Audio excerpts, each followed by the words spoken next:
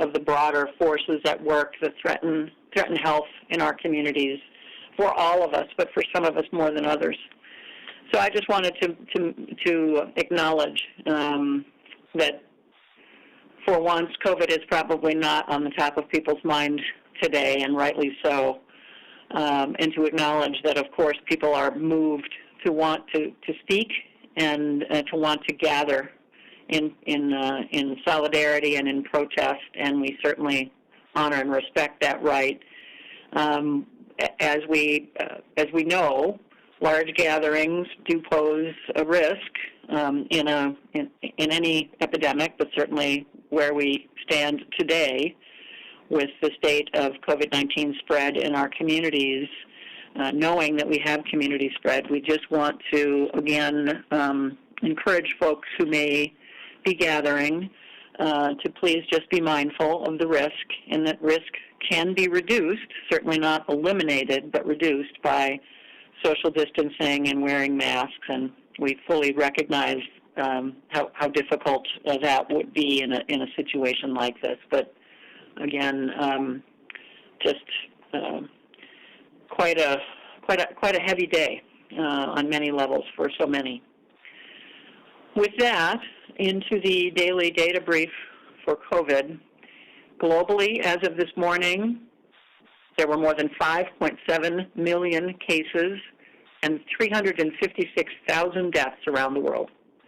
In the United States, as of this morning, we were very near 1.7 million cases and had passed that very sad marker of 100,400 deaths.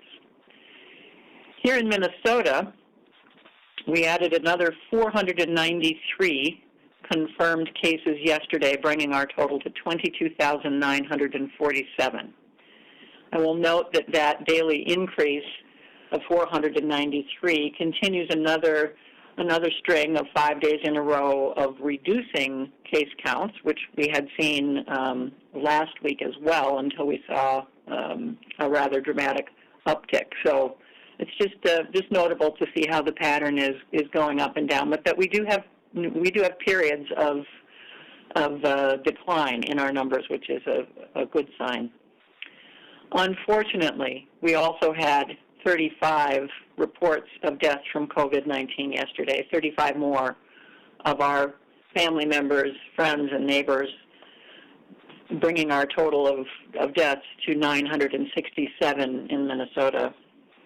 This daily total of 35 is the highest daily total of deaths for a single day so far in this epidemic.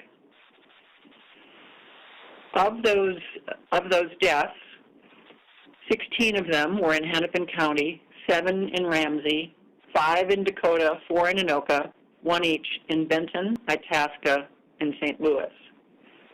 This total includes 2 persons above the age of 100, 3 in their 90s, 15 in their 80s, 6 in their 70s, 4 in their 60s, 3 in their 50s, and 1 person in their early 40s and 1 in their early 30s.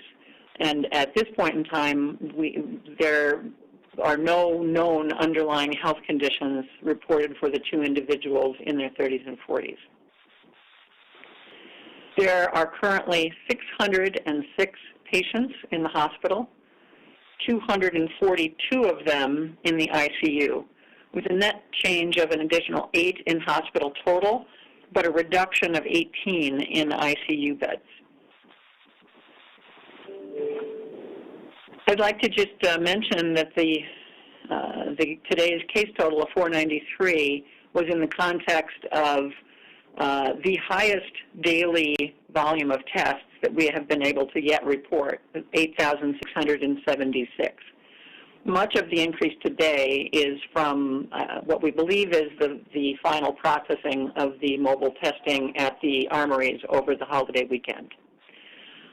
And so that we believe that all of those, we believe most, if not all of those tests have now been accounted for in the laboratory reports. And we expect to have some information to share with you about what we were able to learn from that community testing next week. With that, I think I will turn it over to Chris EHRESMANN, who's on the call with us today, for some comment, and then we'll be open for your questions. Chris. I'm just going to turn it back to Mike and be happy to take questions. Thank you. Thanks, Chris.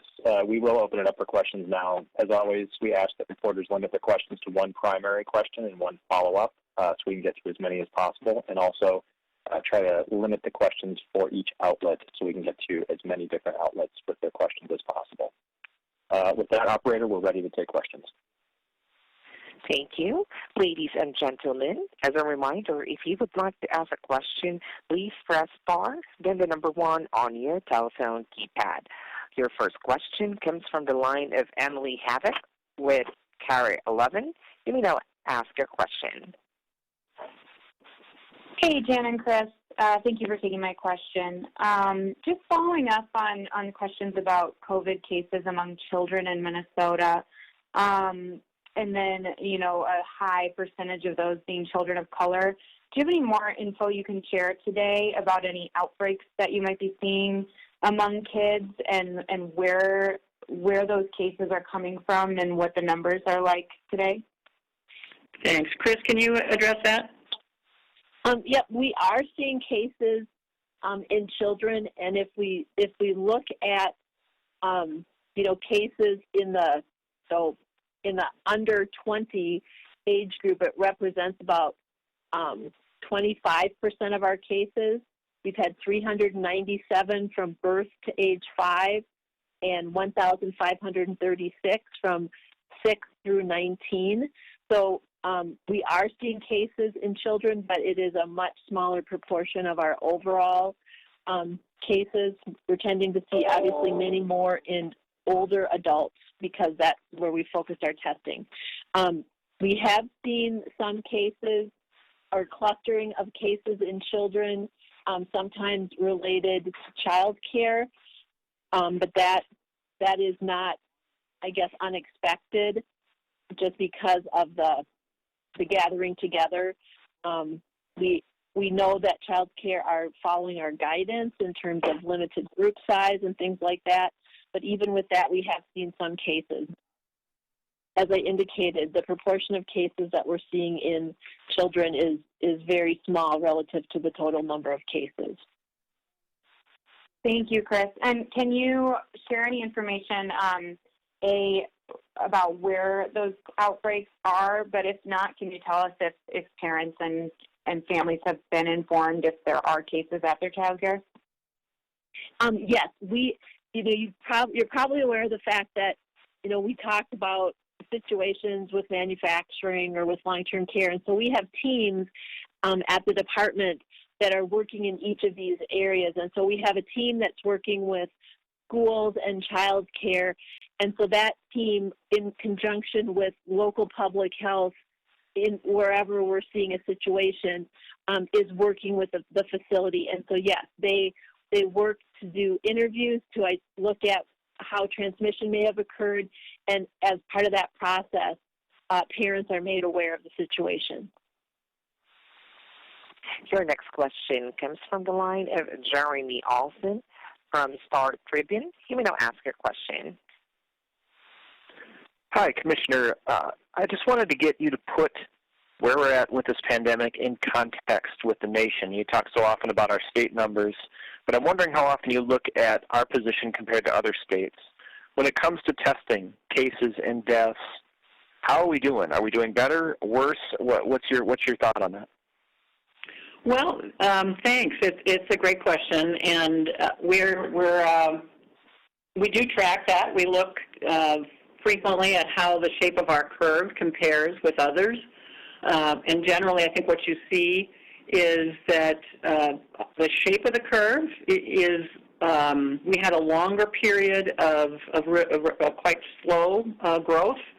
I think that was a result, of strong early efforts from Chris's team to follow up well and quickly with cases as they were identified to get people isolated and quarantined if they had been exposed, and the fairly fairly rapid action that the governor took to use some of those community mitigation strategies of social distancing and limiting group gatherings and so forth.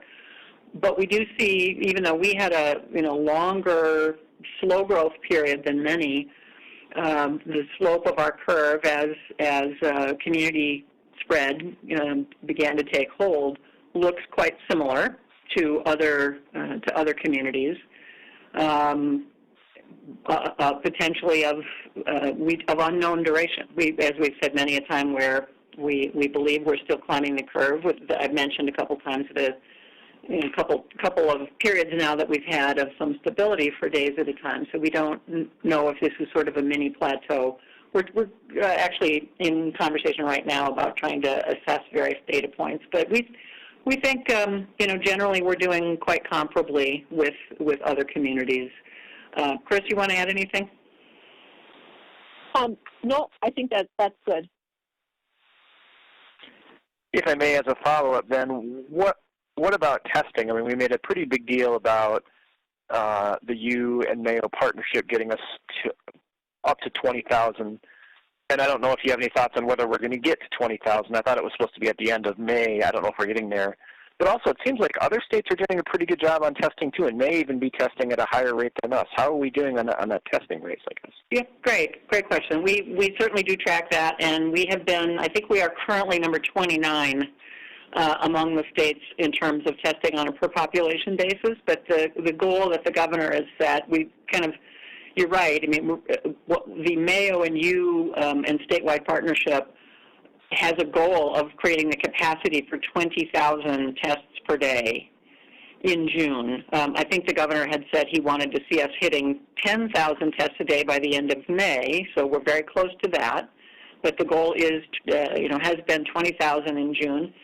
We now have expressed that in a different way, more comparable perhaps to being able to measure against other states. Our goal now is 50 tests per 10,000 people per week, and on that metric would get us into the top tier of testing on a population basis, and that we're heading there. We're over 30 tests per 10,000 now, so we've made really good progress in the last couple weeks. Your next question comes from the line of Bill Warner with Minnesota News. You may now ask your question. Hi, Commissioner, and hi, Chris. Also, can you give us an idea? And I see that the ICU pressure eased a little bit today, but I know it goes up and down. I think 3 of the 8 regions of the state were in yellow, if I'm not mistaken, as of the information yesterday. Is that changed significantly, or perhaps not? But how close are we to the point where we're going to have to perhaps divert some of the more serious COVID cases out to the hospitals in other sections of the state, away from the metro or away from the yellow areas, and also the alternate care sites? I know they don't do those, if I'm understanding, are not designed to handle the most acute COVID cases, but who would go there, and what kind of timeline are we looking at possibly in terms of activating both of those options? Those are great questions. I think what we'll do is get Dr. Hick to join us for a call early next week to give you a little better quantitative answer of what kind of criteria would trigger either the opening of the community care sites or the transferring of patients around. Our system is designed to do exactly that if needed, to know where there is availability and to assist facilities in finding places for patients in need of various levels of care. I mentioned last week, I think, that a couple of our level 1 trauma centers had activated some of their surge beds. I don't know if that is still the case, but they, as you said, we have seen some fluctuation up and down in the ICU numbers. I think I mentioned some of that volume was due to a significant number of procedures that had been deferred earlier. And I think that's a very good thing, that the procedures that are being done are complex neurological, cardiovascular, and cancer surgeries. And so when we hear from systems that they catching up on the backlog of those kinds of cases, that's a very good thing. And Jan, can I just add that I just want to express that this system that we're talking about is one that does get utilized in that during a severe flu season, we can see, 95+% of our ICU beds being used. And so the system is tested at those times. And so it's not a system that isn't used except for COVID. It's a system that has been tested in the past, and we do see these increases in ICU capacity use even during a severe flu season. Just a quick follow-up, if I may. Just in terms of timeline, do you think we're, a week away from perhaps having to divert some cases out to other hospitals? And when we're at that point, where will they go? And will those hospitals get extra support from the state, if they're rural hospitals in particular, to address those cases? Again, great questions, and I'm just going to get Dr. Hick to join us to give you a little bit more in-depth insight into those questions. I don't think that certainly I don't have a forecast of when in time that might be. Dr. Hick may or may not, but he would be better able to address what would be the triggering events, so to speak, for that to happen. Certainly, as we've mentioned, the rate of hospitalizations has been on a pretty steady increase, with some bouncing up and down from day to day on ICU levels. But in general, the rate of hospitalizations has been continuing to grow. And so it's a really good question. I'll just beg your indulgence to get Dr. Hick here to talk about that in a couple days. Your next question comes from the line of Tom Hauser with KSTP-BV. Can you now ask your question? Hello, Commissioner and Director EHRESMANN. It was 3 weeks ago today when you announced the battle plan to address the number of COVID-19 deaths in nursing homes. At the time, 407 of 508 deaths were in long-term care, or about 80%. In those last 3 weeks, 380 more people have died out of 459, for 83% in that 3 week period. It seems the problem has actually gotten worse. And Minnesota's number of nursing home deaths now exceeds total deaths in the state of Wisconsin. Is there a goal for when that battle plan is supposed to start showing results? And are you disappointed with what has happened in the past 3 weeks?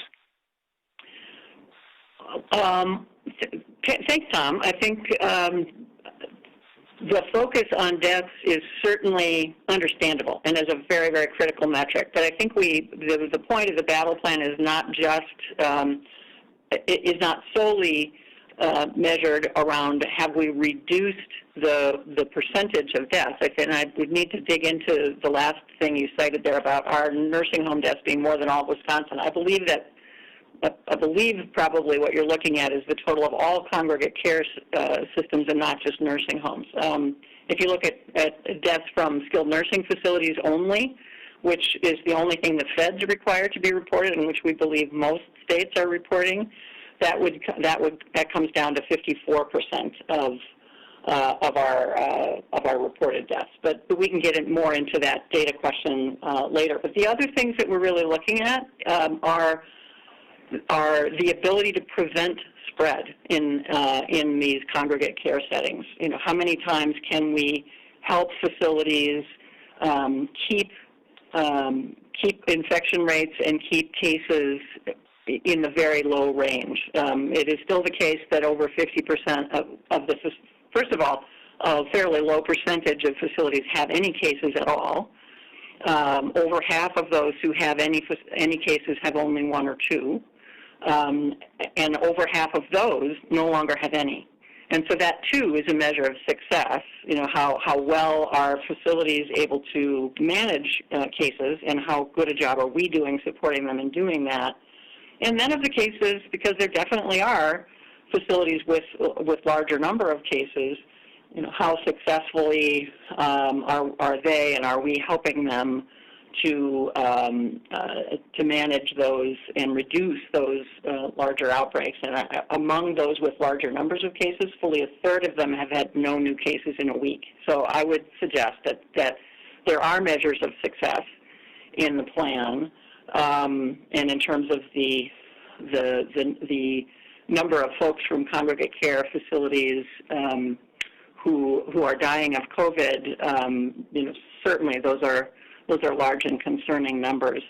As a percentage of our total, again, I just would say, and when we ourselves are trying to dig into this to make sure that our theory about just the lack of comparability of numbers, that's our theory. I want to see the data to see if it's the case. But we know that a lot of states, if someone from a long-term care facility dies in a hospital, that is not counted as a long-term care death. We do count it as a long-term care death if they were a resident of a facility, even if they died in hospital. So sorry to go on and on there, but I think it's a really fair question. Of course, people are very focused on it. I just simply wanted to say there are layers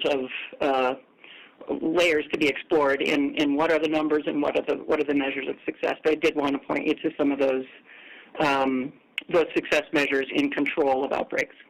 Thank you for that. Just a quick comment on the data, and then I have a follow-up. 787 long-term deaths in Minnesota. Wisconsin has a total of 545 COVID-19 deaths across the whole spectrum. So those are just the data points right now. Am I still on? I heard some weird. Yes, you are.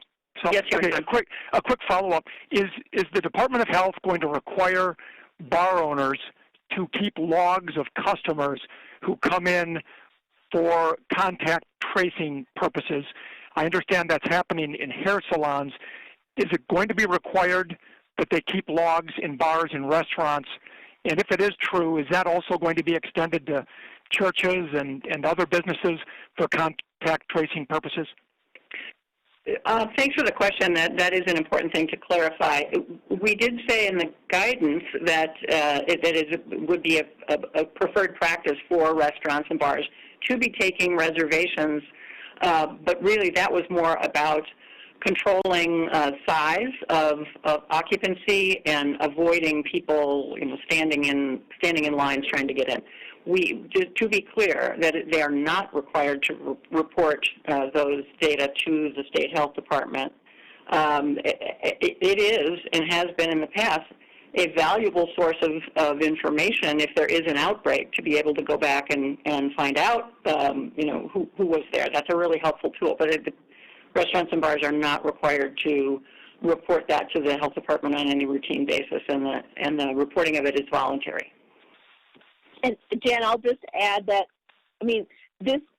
yes, we're doing contact tracing and follow-up for COVID, but remember that we follow up on multiple different infectious diseases all the time, and so we're used to dealing, if there's a foodborne outbreak or that type of thing, we do have ways that we can work with restaurants and other facilities to identify patrons.